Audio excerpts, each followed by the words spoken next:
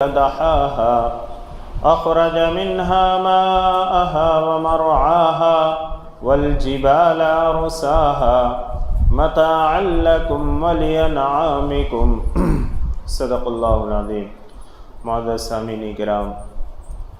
تلاوت کردہ آیتیں قرآن کریم کے 30ویں پارے سورہ نازعات کی 6 آیتیں۔ سورہ نازعات، اس کا ترجمہ اور تشریح گزشتہ ہفتے شروع کی گئی تھی اور اس سورت کی 36 آیتیں مکمل ہو گئی تھیں۔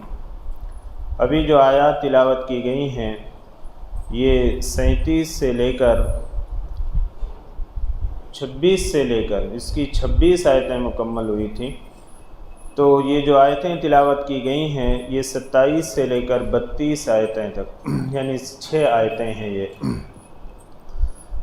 اللہ رب العزت نے جیسا کہ تذکرہ کیا گیا تھا کہ سورت میں خاص طور سے قیامت کا تذکرہ فرمایا ہے اور قیامت کے واقع ہونے کی بہت ساری دلیلیں اللہ رب العزت نے اس سورت میں نازل فرمائی، اور اسی مناسبت سے حضرت موسیٰ علیہ السلام اور فرعون کا واقعہ اس کو بھی ذکر فرمایا۔ یہ جو آیتیں تلاوت کی گئی ہیں اس میں اللہ رب العزت نے اپنی قدرت کاملہ کا ذکر فرمایا ہے کہ اللہ رب العزت کس طریقے سے قادر اور مطلق ہے اور کس قدر اختیار رکھنے والے ہیں۔ اللہ رب العزت اپنے بندوں سے بے انتہا محبت فرماتے ہیں۔ اللہ رب العزت نے اس قیامت اور آخرت کی جو زندگی ہے اس کی فکر کو بیٹھانے کے لیے اللہ رب العزت نے قرآن کریم کے اندر مختلف انداز سے، مختلف طریقے سے، مختلف دلائل سے بندوں کو سمجھایا ہے تاکہ بندوں کے دلوں میں یہ بات بیٹھ جائے کہ قیامت برحق ہے اور آخرت کی زندگی برحق ہے۔ اللہ رب العزت اپنی قدرت کا ذکر کرتے ہوئے فرماتے ہیں اَأَنْتُمْ أَشَدُّ خَلْقًا أَمِ السَّمَاءُ بَنَاهَا۔ اے مکہ کے مشرکین، یا اے انسانوں، کیا تمہیں پیدا کرنا زیادہ دشوار ہے یا آسمان کا؟ بناہا، جس کو اللہ رب العزت نے بنایا ہے۔ مکہ کے کافر یا اس دور میں جو لوگ آخرت کے منکر ہیں اور دوبارہ پیدا ہونے کے وہ منکر ہیں اور دوبارہ زندہ ہونے کے قائل نہیں ہیں، اللہ رب العزت ان کو ایک دلیل سے سمجھاتے ہیں کہ اے انسانوں، ذرا اس بات کو دھیان سے اور غور سے سنو کہ یہ آسمان کی تخلیق ہے، یہ آسمان کو جو اللہ رب العزت نے بنایا ہے اور ایک مربوط نظام جو چل رہا ہے، مضبوط نظام جو چل رہا ہے، اور اس کائنات کے اندر آسمان کی تخلیق پر غور و فکر کرو کہ اربوں خربوں جس کے کوئی انتہا نہیں کہ کب سے یہ آسمان جو ہے قائم اور دائم ہے، یہ کتنا مضبوط ہے، کتنا وسیع اور عریض ہے۔ اللہ رب العزت نے جب اس کو بنایا، اس کی تخلیق کی، تو تمہیں دوبارہ زندہ کرنا کیا مشکل کام ہے؟ اللہ کے لیے یہ تو بہت آسان ہے کہ جب اللہ رب العزت نے اس قدر مضبوط آسمان بنا دیا تو تمہاری تخلیق دوبارہ کیا اللہ کے لیے مشکل ہے؟ اور ابھی تم دنیا کی زندگی کو دیکھو، ابھی کل جو تمہاری تخلیق ہوئی ہے، یعنی دنیا کی زندگی میں جو تمہاری تخلیق اور اللہ نے تمہیں بنایا ہے وہ ایک قطرے سے بنایا، ایک معمولی قطرے سے تمہاری تخلیق کر دی، تمہاری پیدائش کر دی۔ پہلی مرتبہ جب اللہ رب العزت کو تمہیں پیدا کرنے میں کوئی مشکل اور دشواری پیش نہیں آئی تو اب دوبارہ زندہ کرنا تو اللہ کے لیے بہت آسان ہے۔ تو اللہ تعالیٰ نے انسانوں کو سمجھانے کے لیے آسمان کی مثال دی اور فرمایا کہ اے انسانوں، کیا تم کو پیدا کرنا زیادہ سخت ہے یا آسمان کو؟ بناہا، جس کو اللہ نے بنایا ہے، جس آسمان کو اللہ نے تخلیق کی ہے۔ رفع سمکہا فسواہا، اس کے چھت کو اونچا اٹھایا ہے، یعنی اس آسمان جو ہے کافی بلند ہے۔ فسواہا، اور پھر اس کو درست کیا ہے۔ ایسا نہیں کہ اللہ نے آسمان کی تخلیق کر کے اس کو چھوڑ دیا، اللہ نے ایک نظام بنایا ہے، ایک متوازن طریقے پر اس کو بلند رکھا ہے۔ ماہر فلکیات لکھتے ہیں کہ اگر اس آسمان کی بلندی اور اونچائی میں زیادہ نہیں، صرف 10% یعنی 10% کی اگر کمی اور زیادتی ہو جائے تو یہ دنیا اور دنیا میں رہنے والی ساری چیزیں برف بن جائیں گی۔ اگر یہ آسمان کی جو سورج کی جو بلندی ہے، آسمان کی جو بلندی ہے، یا آسمان کی بلندی اگر 10% نیچے آ جائے، کم ہو جائے، تو یہ دنیا اور دنیا کی ساری چیزیں جل کر خاک ہو جائیں گی۔ اللہ رب العزت نے اس کو ایسے متوازن طریقے پر اس کو رکھا ہے اور اس کو ایسا درست کیا۔ وَأَغْطَشَ لَيْلَهَا وَأَخْرَجَ ضُحَاهَا، اور اس کی رات کو تاریک بنایا، اندھیری بنایا، وَأَخْرَجَ ضُحَاهَا، اور دن میں اس کی دھوپ کو نکالا ہے۔ یہ اللہ رب العزت کی قدرت ہے۔ یہ سورج کی طلوع اور آفتاب جو اللہ رب العزت کے حکم سے چلتا ہے،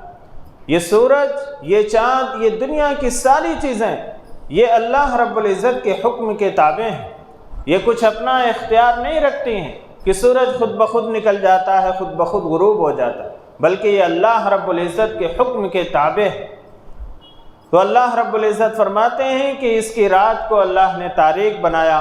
اور دن میں اس کی دھوپ کو نکالا۔ وَالْأَرْضَ بَعْدَ ذَلِكَ دَحَاهَا،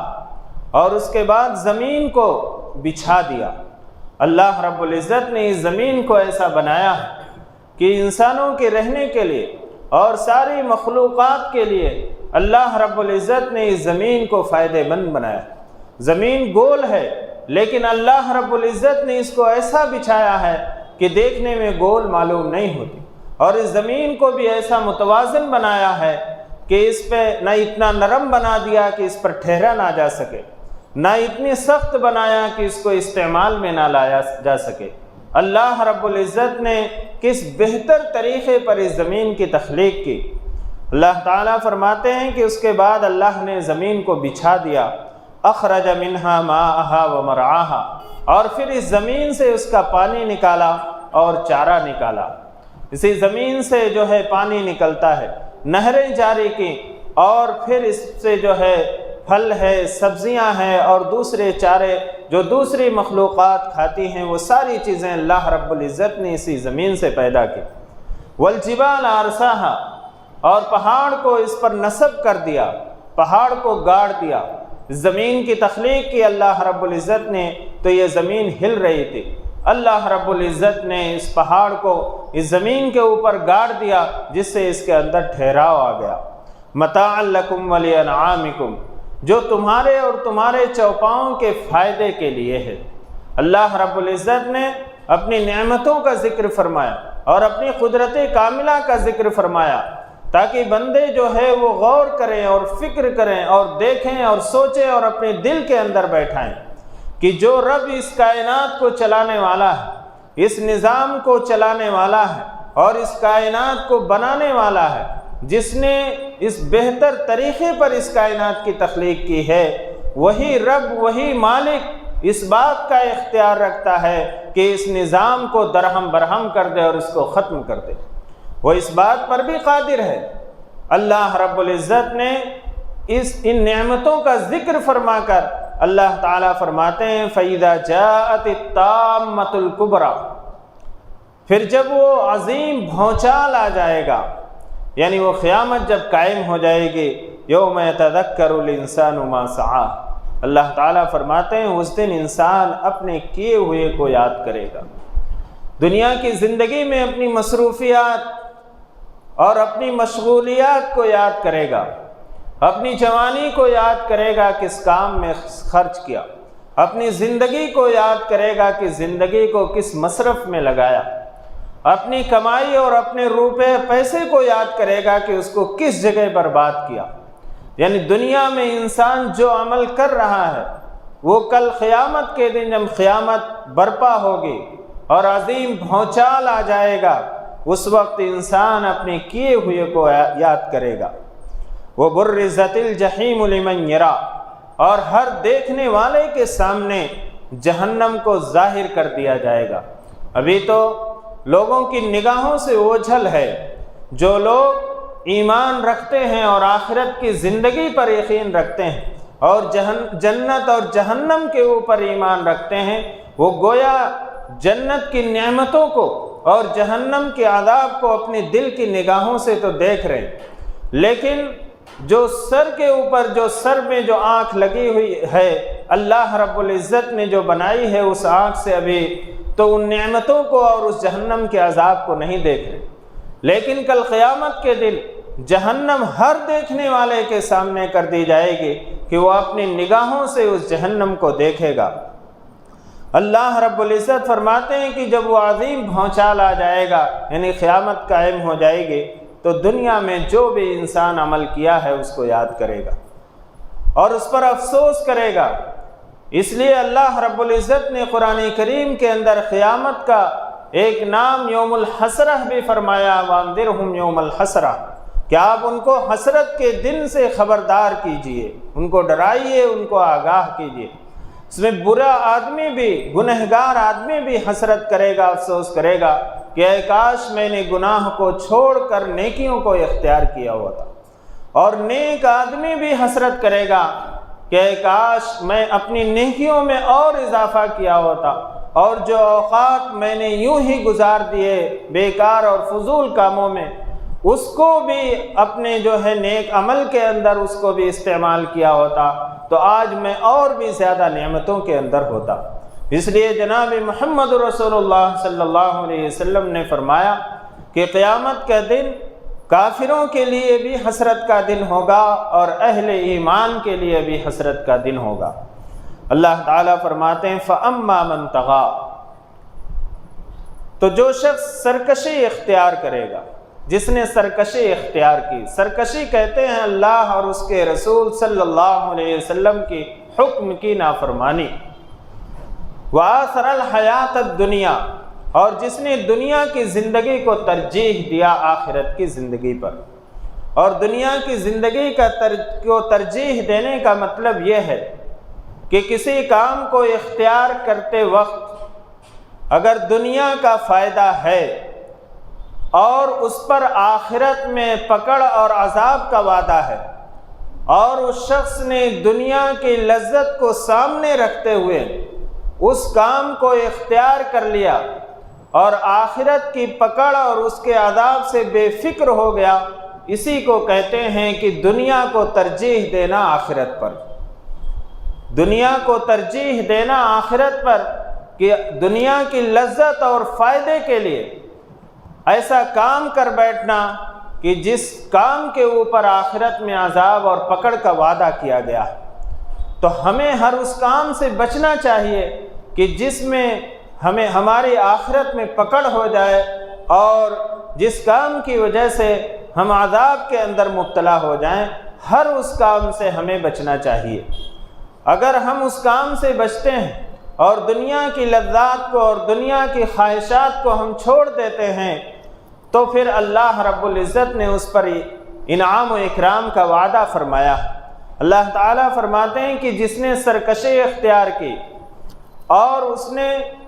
دنیا کی زندگی کو ترجیح دیا آخرت کے اوپر، فَإِنَّ الْجَحِيمَ هِيَ الْمَأْوَىٰ، تو یقیناً جہنم ہی اس کا ٹھکانہ ہے۔ وَأَمَّا مَنْ خَافَ مَقَامَ رَبِّهِ وَنَهَى النَّفْسَ عَنِ الْهَوَىٰ، آگے اللہ تعالیٰ فرماتے ہیں اور جو شخص اپنے پروردگار کے سامنے، اپنے رب کے سامنے کھڑے ہونے سے ڈر گیا، وَنَهَى النَّفْسَ عَنِ الْهَوَىٰ،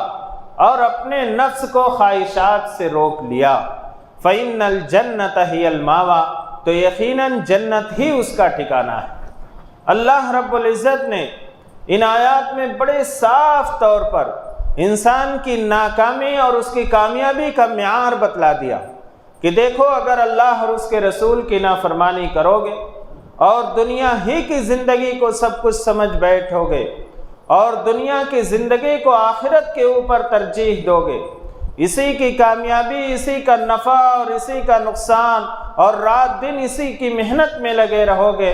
اور آخرت کی زندگی کو بھول جاؤ گے، فَإِنَّ الْجَحِيمَ هِيَ الْمَأْوَىٰ، تو جہنم جان لو کہ جہنم ہی تمہارا ٹھکانہ ہے۔ اور اگر تمہارے دل کے اندر اس بات کا خوف اور ڈر پیدا ہو گیا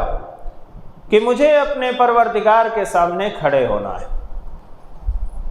مجھے مرنے کے بعد دوبارہ زندہ ہونا ہے اور اپنے رب کے سامنے کھڑے ہونا ہے،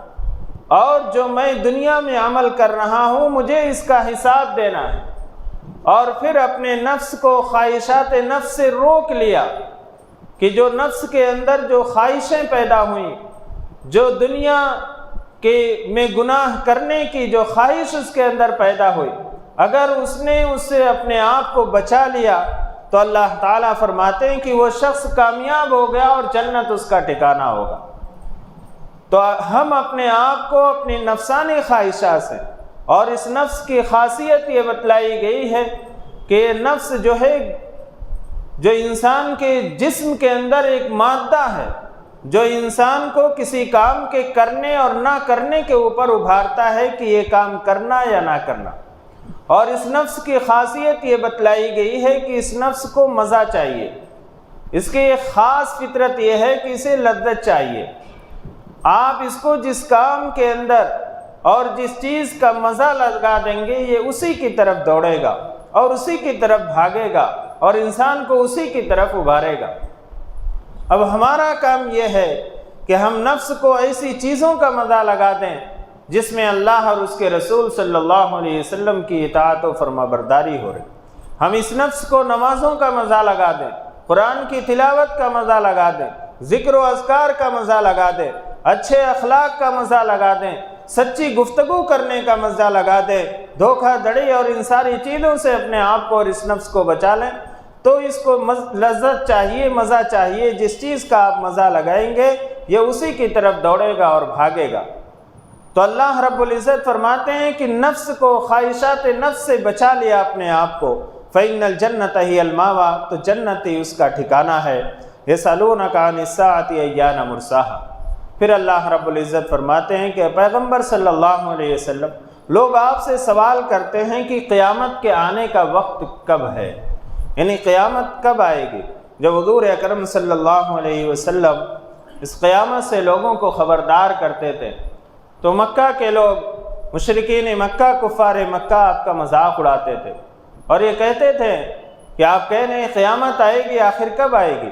اتنے دن گزر گئے، اتنے سال گزر گئے، اب تک تو آئی نہیں۔ تو اس طرح کے سوالات کرتے تھے۔ اے پیغمبر صلی اللہ علیہ وسلم، لوگ آپ سے قیامت کے آنے کے بارے میں پوچھتے ہیں کہ کب آئے گی، فیما انت من ذکراہا، اس بات کا آپ سے کیا تعلق ہے؟ یعنی آپ یوں کہہ دیجئے کہ میرا اس سے لینا دینا نہیں ہے کہ قیامت کب آئے گی۔ الی ربک منتہاہا، آپ کے پروردگار پر اس کا علم ختم ہو چکا ہے، یعنی اس قیامت کا علم کہ قیامت کب آئے گی اس کی خبر اللہ رب العزت نے اپنے پیغمبر کو بھی نہیں دی ہے۔ ہاں یہ بات یقینی ہے کہ قیامت آئے گی اور قیامت آ کر رہے گی، لیکن کب آئے گی، اس کا وقت کب ہے، اس کا علم اللہ کو ہے۔ الی ربک منتہاہا، آپ کے پروردگار پر اس کا علم ختم ہو چکا، یعنی آپ کو بھی اس کا علم نہیں دیا گیا، جناب محمد رسول اللہ صلی اللہ علیہ وسلم کو بھی۔ انما انت منذر من یخشاہا، جو قیامت سے ڈرتا ہے آپ اس کو خبردار کرتے رہیے،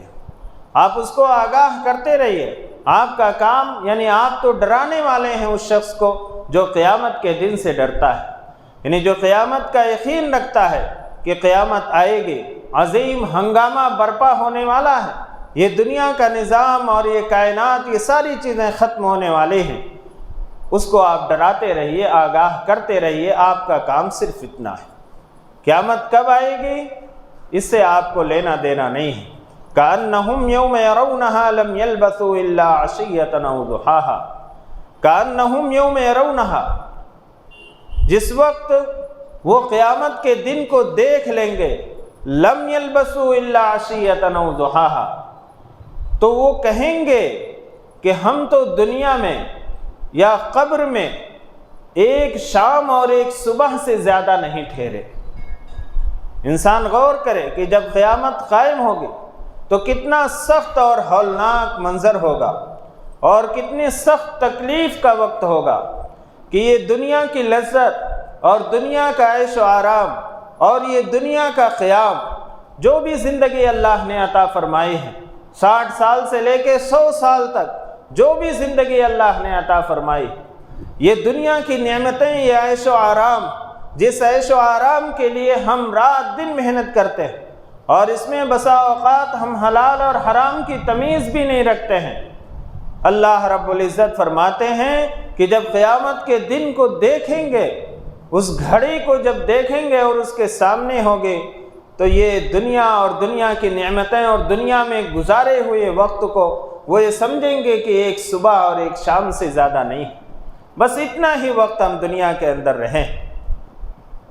آج جس دنیا کے لیے ہم لڑتے ہیں، جھگڑتے ہیں، ایک دوسرے کے حق کو ضائع کرتے ہیں، اور اس دنیا کے لیے ہم کتنے احکام الہی کو چھوڑ بیٹھتے ہیں، اور اس دنیا کی لذت کے لیے اور اس کے مزے کے لیے ہم کتنی کوشش کرتے ہیں۔ جب قیامت کا ہولناک منظر ہوگا، اس وقت یہ سمجھ میں آ جائے گا کہ ہم اس دنیا کے اندر تو ایک صبح ایک شام سے زیادہ نہیں رہے۔ اس لیے ہر مسلمان کو اور ہر انسان کو اس بات پر غور کرنا چاہیے کہ اصل زندگی جو آخرت کی زندگی ہے، اس کے لیے فکر کرے، کوشش کرے، محنت کرے، اور اپنے اوقات کو فارغ کرے، اور اپنے اوقات کو نکال کر اللہ اور اس کے رسول صلی اللہ علیہ وسلم کی اطاعت و فرما برداری کے اندر گزارے، اور تقوی کی زندگی گزارے۔ یہ دنیا کی زندگی اور یہ دنیا کا عیش و آرام، یہ تو ایک چھاؤں ہے، ایک سایہ ہے، یہ کب ختم ہو جائے کچھ نہیں کہا جا سکتا۔ اس لیے ہماری اور آپ کی عقل مندی اسی میں ہے کہ ہم آخرت کی زندگی کو ترجیح دیں، دنیا کی زندگی کو نہیں۔ ہم آخرت کے فائدے کو ملحوظ رکھیں، آخرت کی نعمتوں کی طرف ہماری نظر ہو، دنیا کا فائدہ اور دنیا کی نعمتوں کی طرف ہماری نظر نہ ہو۔ ہم کوشش کریں کہ اللہ رب العزت ہمارے عمل سے راضی ہو جائے، جناب محمد رسول اللہ صلی اللہ علیہ وسلم کے سنتوں کے مطابق اور آپ کے بتائے ہوئے طریقے کے مطابق زندگی گزر جائے، اور اس دنیا سے جب ہم رخصت ہوں تو ہمارا رب بھی ہم سے راضی ہو، ہمارا نبی بھی ہم سے راضی ہو۔ تو ان آیات میں اور خاص طور سے اس صورت میں اللہ رب العزت نے قیامت کا تذکرہ فرمایا ہے، اور اس صورت کے شروع میں اللہ تعالیٰ نے فرشتوں کی قسمیں کھا کر اللہ رب العزت نے قیامت کا تذکرہ فرمایا، تاکہ بندوں کے دلوں میں یہ بیٹھ جائے اور بندے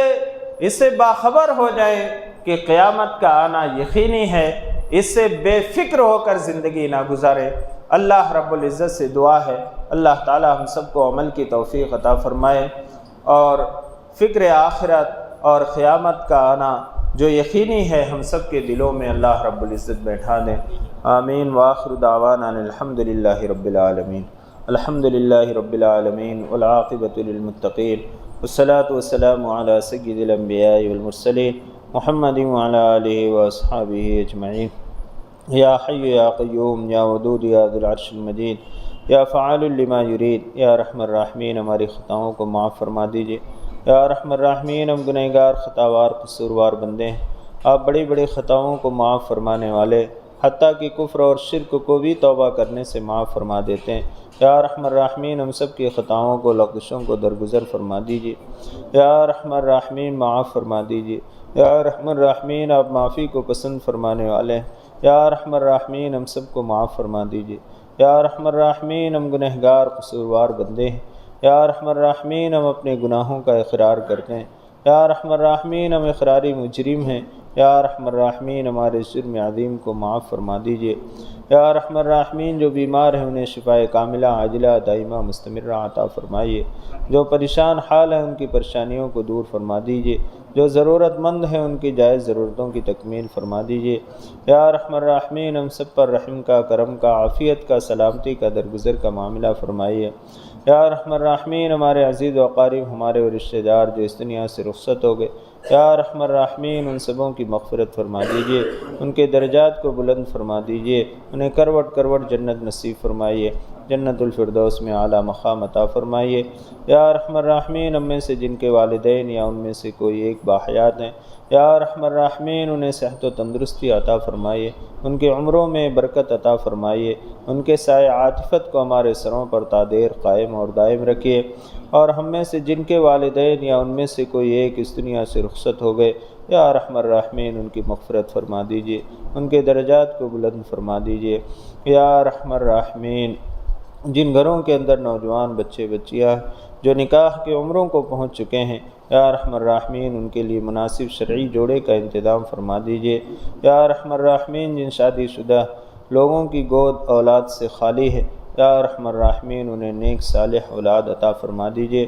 یا ارحم الراحمین جب تک زندگی عطا فرمائیے ایمان اور عمل صالح پر قائم اور دائم رکھیے، اور جب اس دنیا سے جانے کا وقت آئے، یا ارحم الراحمین ہم سب کا خاتمہ اکمل ایمان پر نصیب فرمائیے۔ یا ارحم الراحمین حضور اکرم صلی اللہ علیہ وسلم کے صدقہ طفیل ہماری دعاؤں کو قبول و منظور فرما لیجیے۔ ربنا تقبل منا انک انت السمیع العلیم وتب علینا انک انت التواب الرحیم برحمتک یا ارحم الراحمین والحمد للہ رب العالمین۔